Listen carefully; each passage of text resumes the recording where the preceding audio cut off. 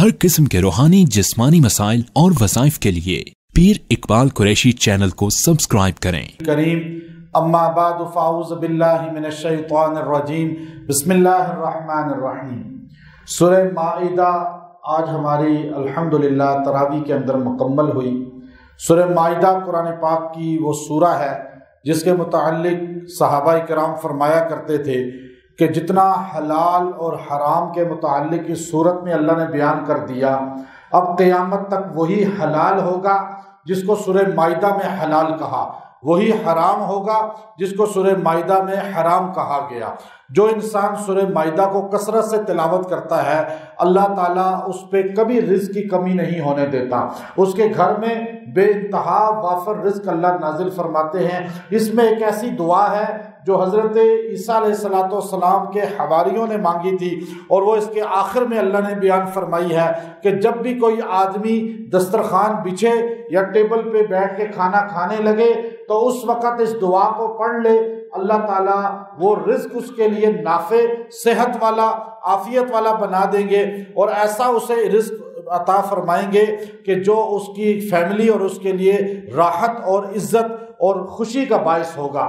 وہ دعا آخر میں اس کے اللہ نے سیکنڈ لاسٹ رکوع کے اندر آخری الفاظ میں بیان فرمائی ہے، ربنا انزل علینا مائدۃ من السماء، ربنا انزل علینا مائدۃ من السماء، کہ جو آدمی یہ تو اتنا جملہ پڑھ لے گا، یا کھانا نہیں ہے اس کے پاس یا اسے اچھا کھانا میسر نہیں ہے، وہ یہ دعا پڑھے گا اور روزانہ اس کو 11 بار پڑھ کے دعا کرے گا، اپنے بچوں کو کہے گا کہ تم بھی پڑھو یہ دعا، ربنا انزل علینا مائدۃ من السماء، کہ اللہ ہم پر آسمان سے دسترخوان، اپنا دسترخوان، اپنا جو ہے وہ بوفے، اسے مائدہ بوفے کو کہتے ہیں، کہ اپنا پلیٹر بوفے ہمارے لیے نازل فرما دے جو ہمارے لیے عید یعنی خوشی کا باعث ہو۔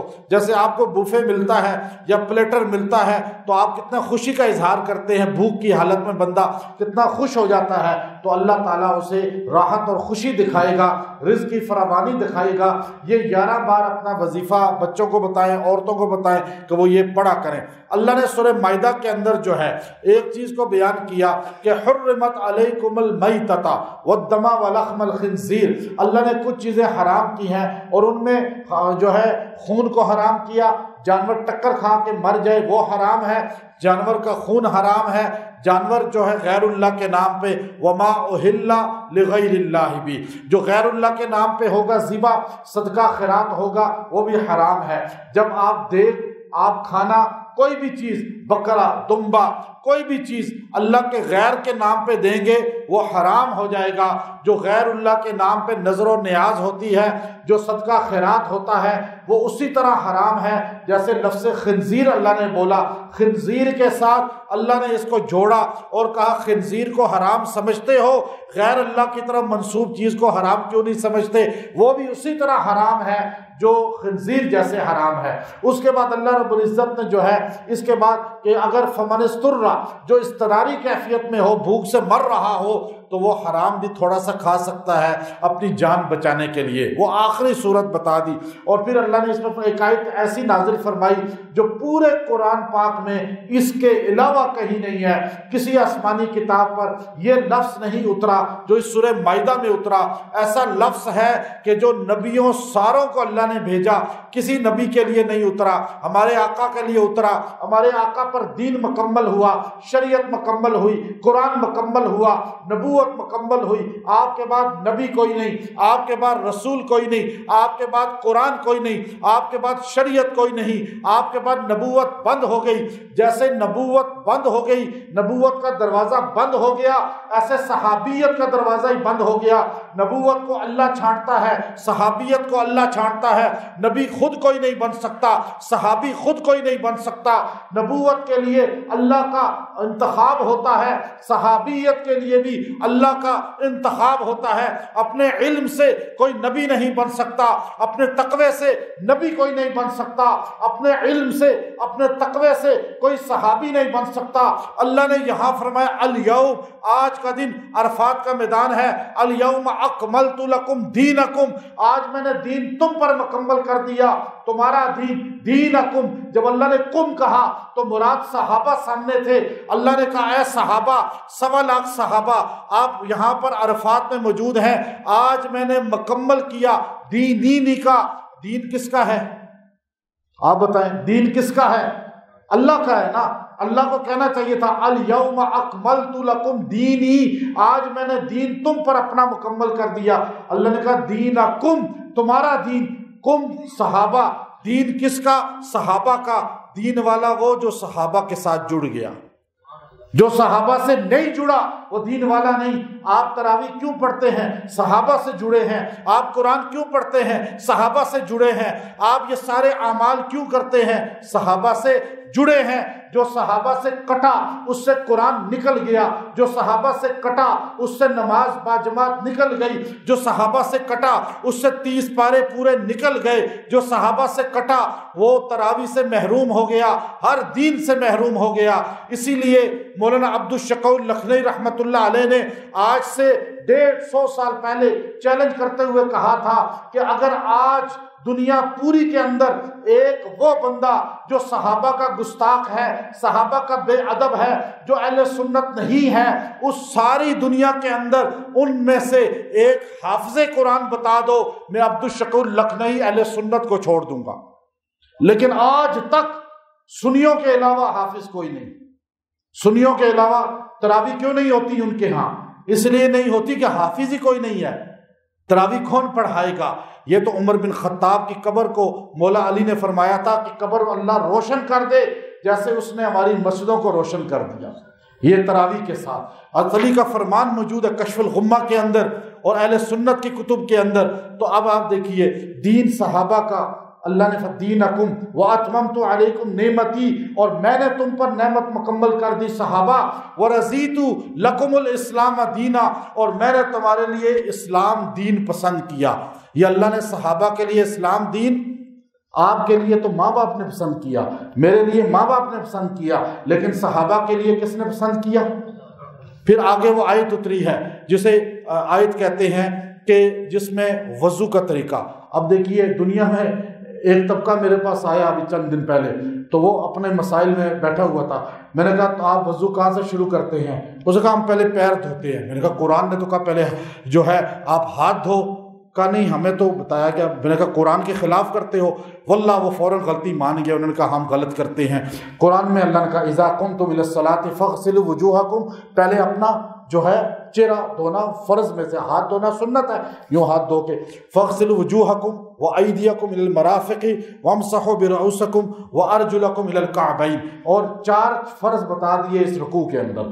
اور اگر پانی نہ ملے تو تیمم کر لو۔ یہ آیت اتری ہے حضرت عائشہ کی وجہ سے، آپ کا ہار گم ہو گیا، حضور تلاش کرنے لگے، صحابہ کو فجر کی نماز لیٹ ہو گئی، ابو بکر آئے، صحابہ انتظار میں ہیں، پانی نہیں ہے، اے عائشہ آپ نے حضور کو مشغول کر دیا ہار تلاش کرنے میں، ادھر فجر کی نماز نکل رہی ہے۔ ابو بکر نے آ کر اپنی بیٹی کو ڈانٹا، عائشہ صدیقہ رونے لگی، حضور نے فرمایا رک جا ابو بکر۔ اسی وقت قرآن اترا، اللہ نے فرمایا فتیمموا صعیدا، آج کے بعد اگر پانی نہ ملے تو تیمم کر لیا کرو۔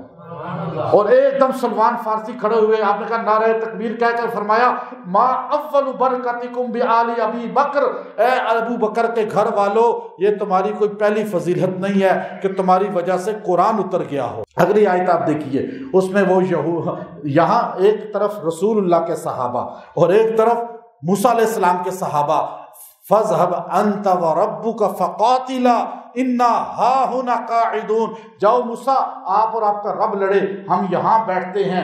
وہ نہیں چلے، بلکہ موسیٰ کو آگے سے یوں کہا یہاں نبی کے صحابہ ہیں، آپ کے دائیں شہید ہوئے، بائیں شہید ہوئے، سامنے شہید ہوئے، یہاں تک کہ سلمہ بن اکوع سامنے کھڑے ہو گئے اور چہرہ حضور کی طرف کر لیا، پیٹھ کافروں کی طرف کر لی، اور تیر کھاتے رہے، فرمانے لگے کہ میں اس لیے اپنا چہرہ حضور کی طرف کیا کہ اگر اس حالت میں بھی کمر حضور کی طرف کرتا ہوں تو توہین ہو جاتی ہے۔ ایسے صحابہ نہ کائنات نے پہلے دیکھے نہ قیامت تک، تو ہمیں فخر ہونا چاہیے، نہ کہ ان میں نقص نکالے۔ آج یہ زمانہ ہے ایمان کو بچانے کا، اور ایمان بچتا ہے صحابہ سے، اس لیے میں اس پر زور دیتا ہوں۔ نمازوں سے آپ کی بخشش اتنی نہیں ہوگی جتنی پکڑ صحابہ کا بغض رکھنے پر ہو جائے گی۔ یاد رکھیے گا یہ بات۔ اور اس کے بعد اللہ تعالیٰ نے وہ بنی اسرائیل کا حضرت آدم علیہ السلام کے 2 بیٹوں کا ذکر کیا، حابیل اور قابیل کا، اور ایک بھائی نے دوسرے کو قتل کر دیا۔ اب وہ اس کو مارنے کے بعد وہاں اللہ نے حکم دیا اس کے خون کو نہیں پینا۔ اس کے بعد آج تک قیامت تک مٹی خون نہیں پیتی، پانی پی جاتی ہے۔ آپ بکرا ذبح کریں، دمبا ذبح کریں، اس کا خون اوپر تہ جم جائے گی، اندر جذب اللہ نے منع کر دیا۔ اب وہ خون سے پہچانا گیا کہ اس نے قتل کیا ہے، اب دفن کرے کیا کرے، کوئی مرا ہی نہیں تھا اس وقت تک۔ 2 کوے آئے اللہ نے ان کو سمجھانے کے لیے، کوے یا ویلتا، اس نے کہا ہائے افسوس، یہ کوا جو ہے یہ مجھ سے زیادہ علم رکھتا ہے، اس نے مجھے سکھا دیا کہ دفن کیسے کرنا ہے۔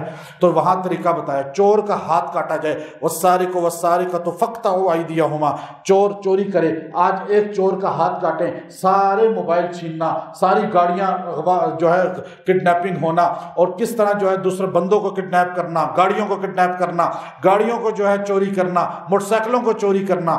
ایک کڈنیپنگ کرنے والے کا ہاتھ کاٹ دیں، اسے پھانسی پہ لٹکا دیں، آپ دیکھیے گا پورا ملک میں امن ہو جائے گا۔ لیکن یہاں تو خود پولیس ملی ہوتی ہے، عدالتیں ملی ہوتی ہیں۔ آج ایک SHO صاحب آئے میرے پاس یہیں پنڈی کے، تو کہنے لگے کیا کریں جی، ہم پکڑتے ہیں تو عدالت اس کو بری کر دیتی ہے، کہ ہم اپنی داؤ پہ لگاتے ہیں اپنی جان کو۔ تو پولیس میں بہت اچھے اچھے لوگ ہیں جو ایسا کام کرتے ہیں، لیکن کیا کریں کہ ہماری عدلیہ ہی بکی ہوئی ہے، وکیل بک جاتے ہیں، جج بک جاتے ہیں، پورے کے پورے تھانے بک جاتے ہیں۔ جہاں عدل نہیں ہوتا وہاں اللہ کی لعنت برستی ہے، معیشت کبھی مضبوط نہیں ہو سکتی۔ اور پھر آخر دیکھیے سورہ مائدہ کے اندر یہاں پر ایک آیت نازل فرمائی، اللہ نے ایک جملہ کہا، یا ایھا الذین آمنوا لا تتخذوا اليہود والنصارى، اے ایمان والو نہ دوست بناؤ یہود اور نصارہ کو، جو ان کو دوست بنائے گا وہ قیامت میں انہی کے ساتھ ہوگا۔ اور آگے کہا من یرتد منکم عن دینہ فسوف یأتی اللہ بقوم، اگر تم اسلام چھوڑ دو گے، تم اللہ کو چھوڑ دو گے، تم قرآن چھوڑ دو گے، اللہ تمہیں ہٹا کر ایسے لوگوں کو لائے گا جو اللہ سے محبت کریں گے اور اللہ ان سے محبت کرے گا۔ آپ دیکھیں محبت کا ذکر بولا، ہمیں اللہ سے ڈرنا محبت میں چاہیے، نہ کہ خوف کی وجہ سے۔ اور اسی طرح جو ہے اس کے آخر میں امہ صدیقہ، حضرت مریم کے بارے میں کہا کہ وہ صدیقہ تھی، پاک دامن۔ مولانا قاسم نانوتوی رحمۃ اللہ علیہ بیٹھے ہوئے تھے، ایک پادری آ گیا، بانی دارالعلوم دیوبند مولانا قاسم نانوتوی سے کہنے لگا تمہاری نبی کی ماں کا قرآن میں کوئی ذکر نہیں، تمہاری نبی کی والدہ کا قرآن میں کوئی ذکر نہیں، قرآن نے ان کو پاک نہیں کہا، پاک دامن نہیں کہا، مطہر نہیں کہا، پاکیزہ نہیں کہا، لیکن ہمارے نبی عیسیٰ کی ماں کو قرآن نے بھی پاکیزہ کہا، وَأُمُّهُ صِدِّیقَةٌ۔ تو مولانا قاسم نانوتوی فرمانے لگے عقل کے اندھے، ہمارے نبی کی ماں پر کسی کو کبھی شک ہی نہیں ہوا، تمہارے نبی کی ماں پر یہودیوں کو شک تھا، قرآن نے گواہی دی کہ مریم پاک دامن ہے۔ یہ تو ہمارا قرآن تمہارا محسن بن گیا ہے، ہمارے نبی کی ماں تو ویسے ہی پاک تھی، بلکہ ہمارے نبی نے فرمایا میرے باپ عبداللہ، میرے دادا عبد المطلب، میرے دادا ہاشم، یہاں تک کہ حضرت شیس تک میری پوری نسل میں ایک بھی بدکار نہیں ہے۔ یہ تو ہمارے نبی نے فرمایا، تو اس لیے پھر قسم کا بتایا گیا اسی صورت کے اندر، اگر قسم آپ توڑ دیں اس کا کفارہ ہے کہ آپ 10 بندوں کو کھانا کھلائیں یا ایک غلام آزاد کریں، اور 10 بندوں کو کھانا کھلا کے قسم کا کفارہ ہے۔ پھر یہ اللہ نے شراب کی حرمت کا ذکر کیا، اور اس کے بعد آخر میں وہی مائدہ کا ذکر کیا، وہ دعا پڑھ لیا کریں۔ وآخر دعوانا ان الحمد للہ رب العالمین۔